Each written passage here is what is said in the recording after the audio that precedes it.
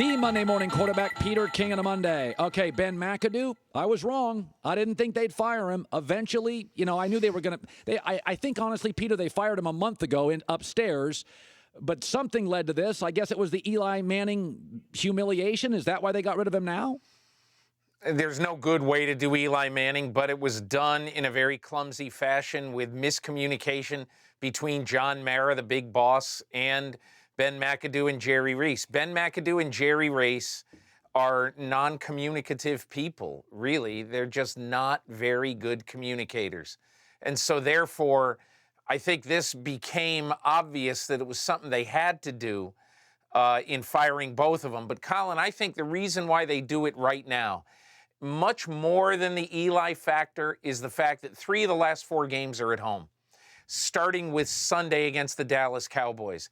Fans would have protested en masse at that game on Sunday. The no-shows would have been colossal, and those who would have been inside the stadium either would have been A, rooting for the Dallas Cowboys, or B, booing the New York Giants. Wow. Is there a leader in the clubhouse as a coach? I don't think so because, Colin, the way this team usually does things, Wellington Mara started this a long time ago. Let's go back to 1978 when he basically was forced to hire a general manager named George Young. When he began that process, when George Young had to do that, that basically started a process where you hire the general manager first and then you hire the coach. And that's mostly what they've done with George Young, Ernie Accorsi, and Jerry Reese. So I would anticipate the first hire would be a general manager and then the coach. And finally on this, they're right now at the number 2 spot in the draft. That means there's 2 college quarterbacks available if they both come out. Do you believe Eli's done in New York? Not this year, but done. No, I don't think he's done. And I think to talk about his future before you know who's going to be the Giants general manager and coach, I think is foolish. Because there's absolutely no way that you can know right now whether the new coach and new general manager are going to want Eli Manning for the next 3 or 4 years, or whether they want to move on and take Baker Mayfield or whoever the case may be at 2, 3, 4 in this draft. Okay, let's go to Russell Wilson. We watched him last night. I know I keep being lectured and told that it's all about Pete Carroll and this defense, and I'm watching Russell Wilson last night. He's a combination of Randall Cunningham, Steve Young, Michael Vick, Brett Favre. I'm in awe of him. I've never seen a guy like Fran Tarkenton. I can go back to that. Could you make an argument he's the MVP of this league? Well, I wrote this morning that, I believe right now the way my ballot would be, and I've got one of the 50 votes in the Associated Press poll, and you only pick one, by the way. You don't have, it's not like the baseball writers, which I don't like at all. I think it's silly to go all or nothing on things like the MVP, but that's the way it is. If I had to give you a ballot, though, right now, my top 3 in order would be 1 Brady, 2 Wilson, 3 Carson Wentz. And, hey, look, before last week, I had Wentz number 1. Why does he go 1 to 3? Because I watched the game last night. And, I'm a recency victim. And I think that is exactly the way that this is going to go. But next week at this time, if Wentz beats the Rams 42-7, in L.A. this week, and Russell Wilson goes to Jacksonville and stumbles, it's going to change. And that's why just because that is the way I see it right now, it doesn't mean that on January 2nd, that's the way I'm going to see it. Okay, so Gronk has a hit yesterday. I believe he has to be suspended, and I'll just lay it out. Me too. Peter, if a little kid in high school went up and punched a big kid, we would almost psychologically root for the little kid to defend himself. But if a big kid hit a little kid, we'd be like, that's bullying. I thought last night you have to consider Gronk's size. He is a 270-pound Hall of Fame level player. This was a defenseless guy. This was, to me, dangerous. I think you have to suspend him. Your thoughts?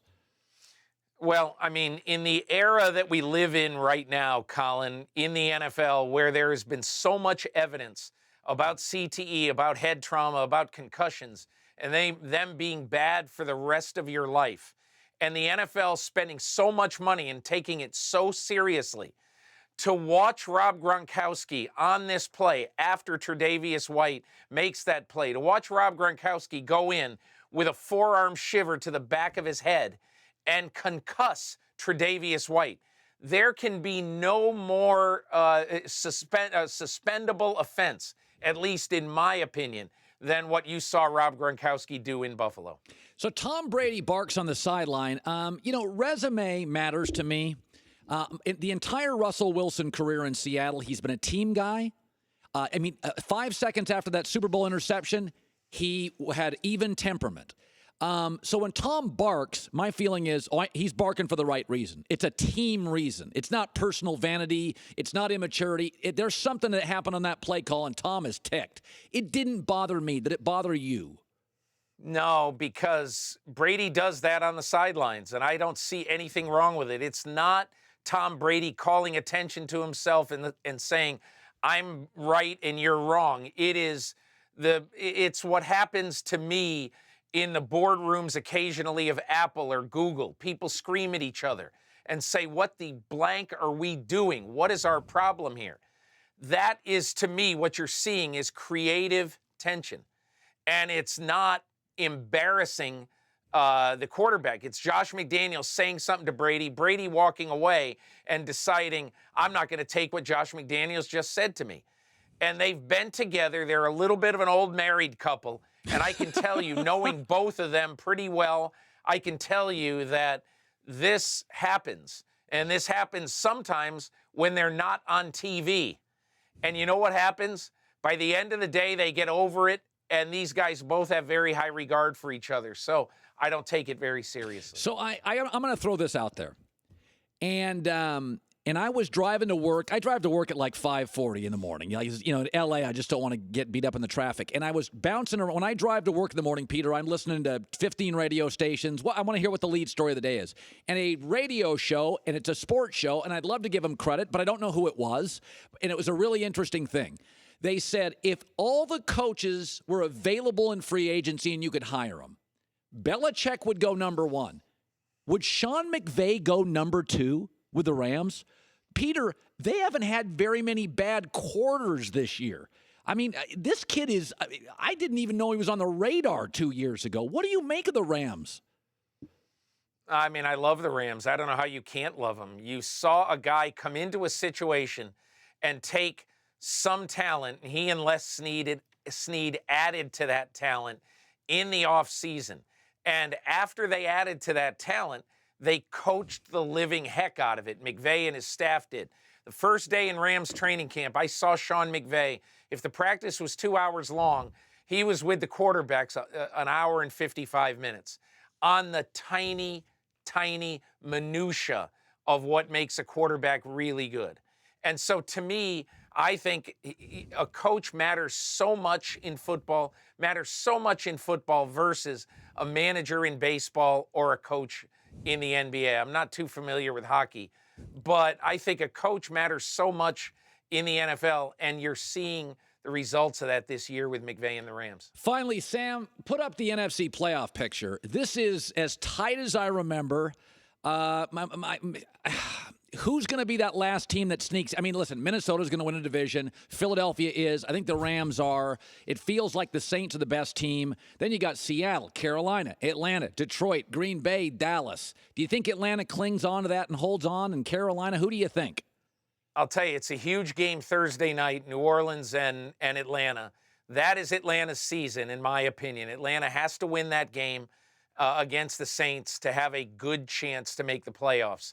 Because at 7-6 in a division where there's going to be two games, probably by the end of the weekend, you've got a good chance that two teams are going to be 2 games ahead of you. It would be a death knell for them to lose Thursday night. My gut feeling, though, is Seattle has got a huge game in Jacksonville on Sunday, and that's going to be a very, very tough game for them to win. I don't know why. I like Seattle, even going across country, playing in the humidity.